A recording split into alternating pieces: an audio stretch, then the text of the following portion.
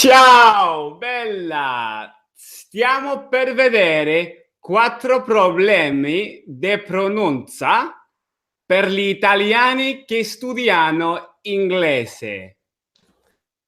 That's right. 4 pronunciation mistakes for Italian learners to focus on to help avoid doing in the future regarding your British English.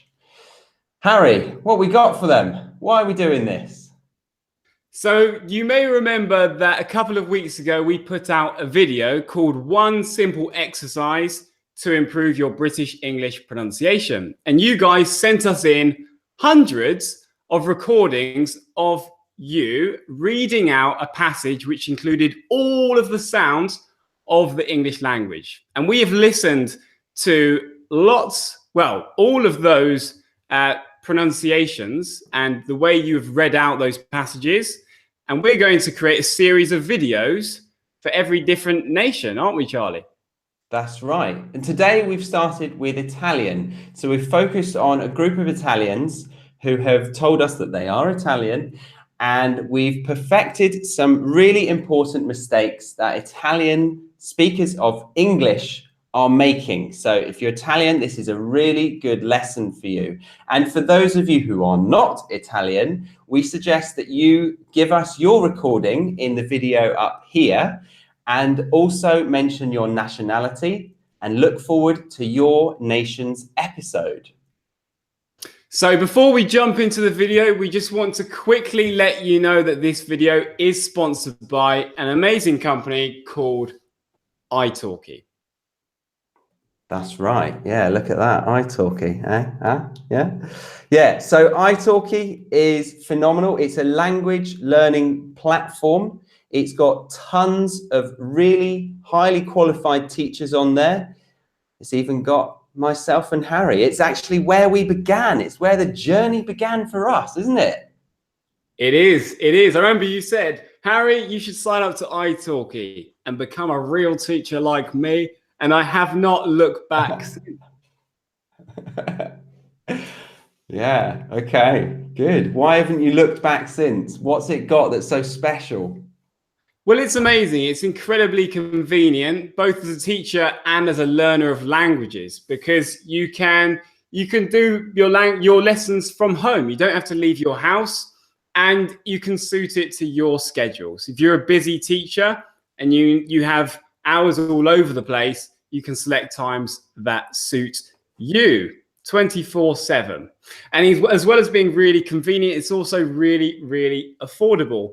So I've seen lots of teachers on italki who are as cheap as $10 an hour for pronunciation lessons, for conversation lessons, and for exam preparation lessons. And of course, me and Charlie, we started at that rate as well, and we were good teachers. So you can still get a really good quality teacher for a cheap price. That's right. So if you are interested in signing up, then click the link in the description box. And after your first lesson, you will get $10 accredited to you in italki credits. And you can get a lesson. You could even get a lesson with someone special, couldn't you, Harry? That's what I was going to say. Yeah, you could even book a lesson with myself or Charlie if you want. And then after that, you could try a lesson with another teacher or with us with your $10 of free italki credits. So give it a go and let us know in the comments below how your experience was on italki. I hope you enjoy that, guys. Okay, let's get on with the show. So as we said, we've got 4 pronunciation mistakes that Italian learners of English are making. Now, the first one we want to talk about is the H sound. And in this first example, you can see I've written to get something for himself. Now, a lot of Italians actually emit the sound. So they would say to get something for himself. So you don't hear the pronounced H. And in fact, to overcompensate, a lot of Italians will then voice the H in areas that it is not needed. It's not actually there. For example, raising his fist in the hair You guys say hair, but it's air. So raising his fist in the air, not hair. Exactly. These are really, really common mistakes. I've heard these on our immersion courses from students that I teach on a weekly basis. So we've got some really simple tips to help you avoid these two mistakes. So in regards to the first one, where you are not pronouncing the H. In English, when a word starts with H, nearly always we pronounce it by aspirating. So we are breathing out air when we pronounce the H. If a word comes from French, like honest and honor, then we don't pronounce the H normally. Not all the time, there are exceptions. But something we can do to really get used to aspirating and breathing out is to get a piece of paper, like so, and read a text which contains lots and lots of H's. So in the description box of this video, you will see that we have left a poem for you, which contains lots of H's. And here is one of the phrases from that video. And I want you to put a piece of paper right up to your mouth like this. And when you aspirate and exaggerate that H, you will see that the paper moves, and then you will know that you are pronouncing it correctly. And after time, you'll get muscle memory and you'll remember how to pronounce this word. So for example, we have one sentence. Happy, happy, happy, ha, ha, ha. And my name is Harry. So you can see, guys, the paper is moving. So keep doing that exercise and you will get used to it. Now I'm going to tell you a trick to stop making this non-existent H appear between word boundaries. So I'm going to read a typical sentence from the passage from before, how you Italians were pronouncing it. For example, you would say, raising his fist in the hair. In the hair. So this is your hair. We're talking about air. So here you're missing out the H. We need to pronounce that, his. And here you're putting an H in. Now, in Italian, you don't, it's very common that when you go from one vowel to another, you will use a sound from the first word as a bridge. And we do a similar thing. But because there's an H in the, you will say the hair, the hair. Now, we don't do that in English, but we do something different, and it's called intrusion. And what we do when we have word boundaries, when one word ends with a vowel and the next word begins with a vowel, we use a consonant sound as a bridge to get from one sound to the next, or from one word to the next. And a common one is the y sound, which in phonetics we write like a J. Y. So I would say he's raising his fist in the air. The air. So when a word ends with the E sound, like the air, we will use the Y sound. Another example, the tree is tall. The tree is tall. So we've got the intruding Y here. It's not just the Y sound which intrudes in English. It's also another sound, which is the R, the R. So after a sound which has or at the word boundary, like saw, you will see an intruding R. So listen to this sentence. I saw a good film. I saw a good film. So here we have the intruding R when we have the or sound. We also have it after a schwa. So listen to this one. The media are to blame. The media are to blame. Ra to blame. As well as the R, the final sound that we see intruding between these word boundaries is the W. W. So after the oo sound, go through India. Go through India. So we have the intruding W. And also after the O diphthong, go away. Go away. So if you guys really start to notice these patterns of intrusion in connected speech, you won't be using the intruding H. And then you'll sound more like a native speaker.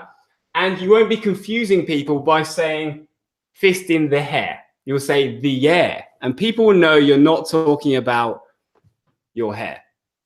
That's right. So remember to focus on those English intrusion sounds to avoid overcompensating with that H sound. Now, on to number 3. But thank you very much, Harry. That was very good. I enjoyed it immensely.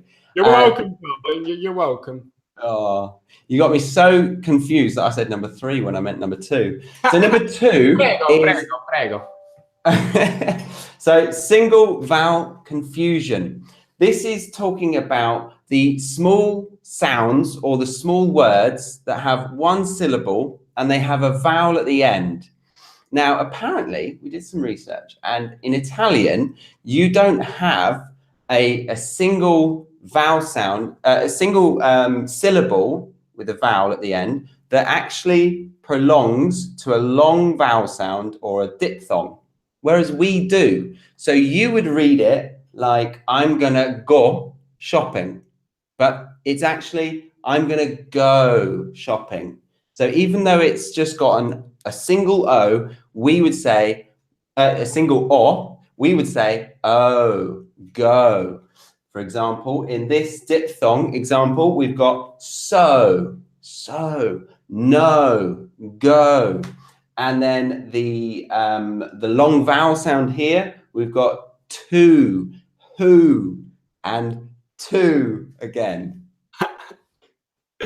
Yeah, nice one. To, ooh. Yeah, cool. So with these short words, with a single vowel syllable, single vowel spelling, we can pronounce it as a long sound. That is fascinating. Another very common mistake that me and Charlie have realized when listening to your audios, you lovely Italians, grazie mille for sending us those, is a problem that's coming in because your language is a very phonetic language. So the way that you see words is the way that you pronounce words. And in theory, if you know the pronunciation rules of Italian, you'll be able to pronounce things near enough perfectly, which is amazing. But in English, it's not like that. So what we were seeing was, firstly, the mispronunciation of past tenses, like rushed. We were seeing that pronounced as rushed. Another issue is words that are very irregular, like thought, taught, and short, being pronounced as thought, taught, and short. So you're saying it how they look, but in English, we can't do that.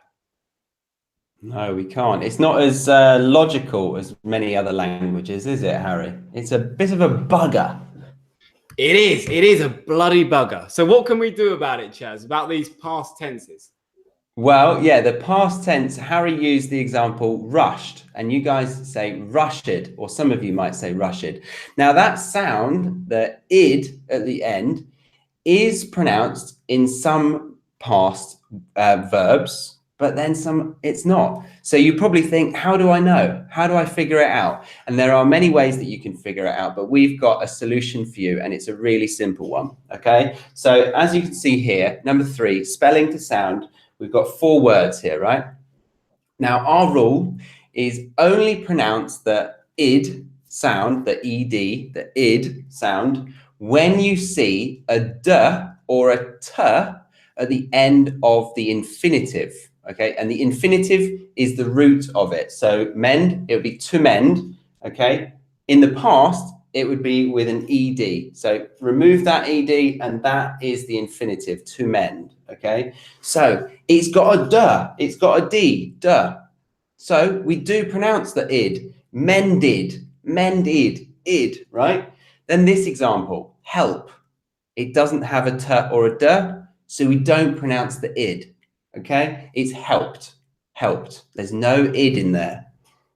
Next one. What do you think? Want, eh?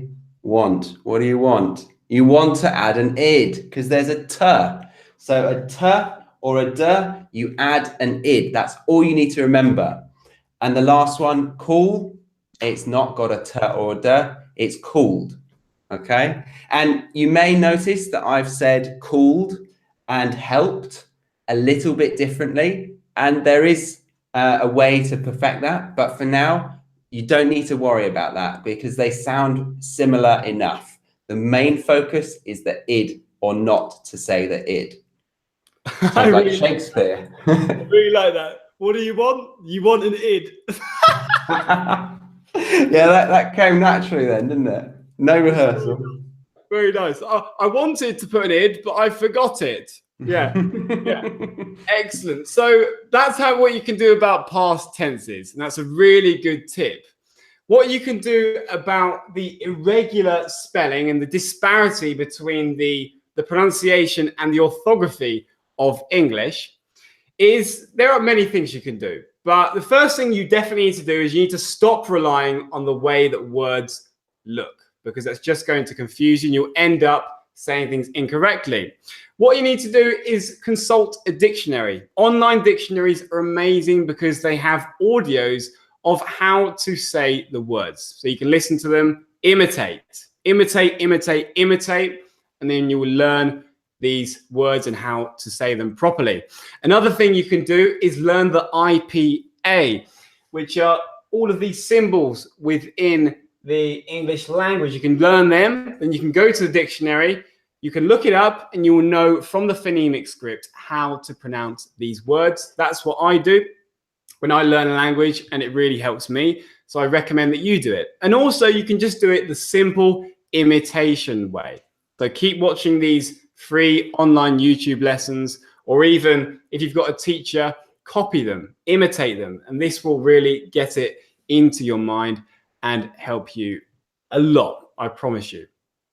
I promise you.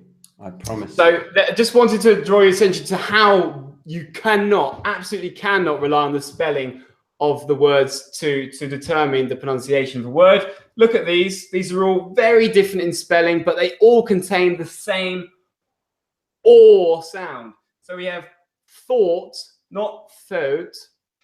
We have taught, not taught. And we have short, not short. So let's stop relying on the spelling and learn those symbols. Yeah, absolutely. Thank you very much. And the last one for you guys, the th sound. The th sound. So in those words there, I would say this, that, thought,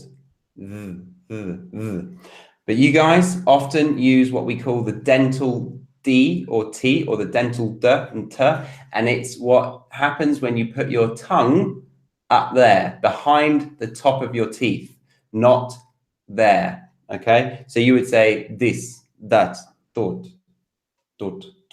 this, that, thought, yeah? So putting it in between the teeth. That's it, exactly. Remember to put it between your teeth and allow a little bit of space so that the air can pass through. So these three words here, we'd say this, that, thought. And again, you can put a bit of paper in front, thought, to see that it's moving, to make sure you are sounding them correctly. We've also made a minimal pairs video where we drew attention to the difference between taught and thought. So make sure you click up here and watch that so you can work on that. And we give you some real coaching tips on how to perfect those two sounds. Yeah, and for some of you guys who gave your recordings in that video we mentioned at the beginning of this one, we went ahead and listened to them and based these mistakes on that recording. And Harry's also gone ahead and given you personalized feedback. That is in an audio link in the description of this video. So definitely check that out and see if you were one of the lucky members. Okay, Harry, can we offer them English in another way?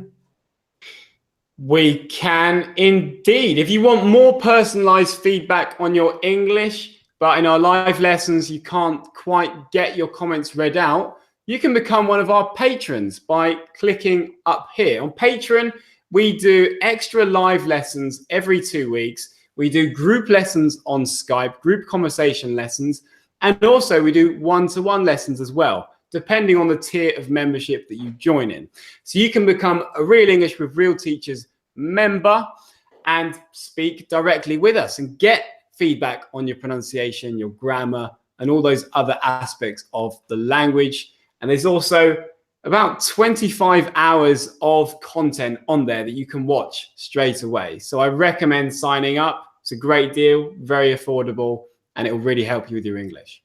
Absolutely. And if you didn't even want just that, you wanted to come and live with us, now's your lucky day, because you can live with us. You can live with us for 4 to 5 nights, 5 days, in a lovely accommodation in the south of England, where we give you immersion courses all around the British English language. And we give you 3 hours of intense study in the morning, followed by some lovely trips around the countryside, and then mingling or socializing with the other students, a small group of hand-picked students in the evenings, where we get to cook and have some dinner games. So it's a really nice experience. And if you wanted to find out more about that, it's again in the description box below. Thank you very much for joining us today. Remember to give this video a like if you liked it, and if you want to see more pronunciation videos like this. Remember to subscribe to our channel right here and watch some of these videos if you want to continue learning some English. See you again soon for another video of Real English with Real Teachers. Thank you very much and have a lovely, lovely day.